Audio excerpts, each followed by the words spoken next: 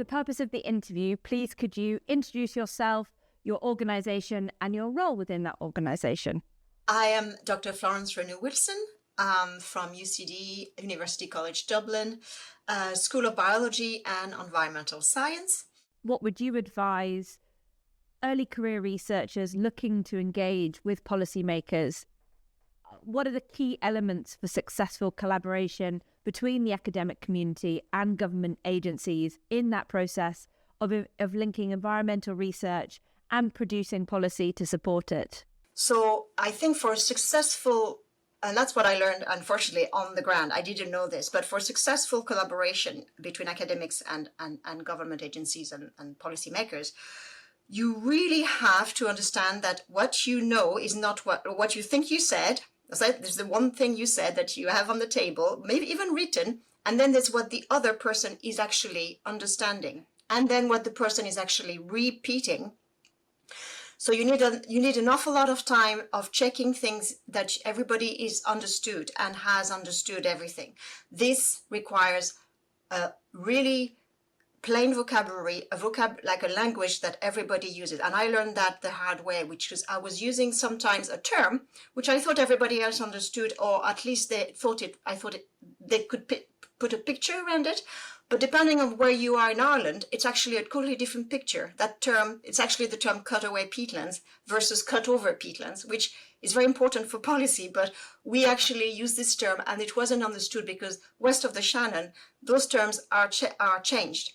So we were actually not understanding each other for certain time, which was really funny and not funny at the same time, because we got all a bit upset, but then we were like, hang on a sec.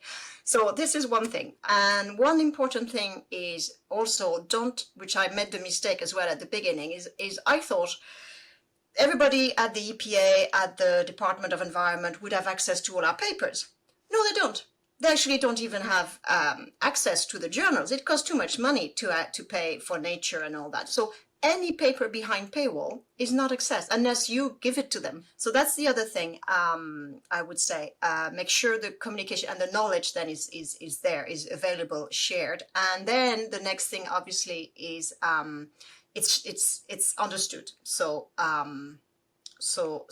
you need to have that policy message that is clear at the end of your paper or in the report. The hardest thing I had to do was this Bogland report. I had 1,000-page of science, right? 1,000-page report, which I condensed into a 60-page synthesis report, which I then condensed into a 20-page, protocol, which then I was asked, you need to have by end of business today, you need to have a 2-page so that the minister can read it. 2-page. That's how from 1,000 you had to go to 2-page. So you need to learn how to do that.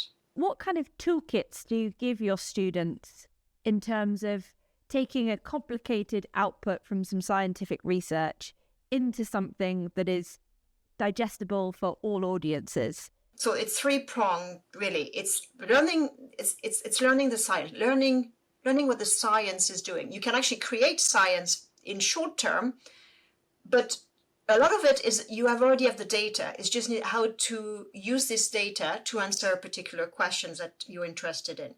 So learning how to use data.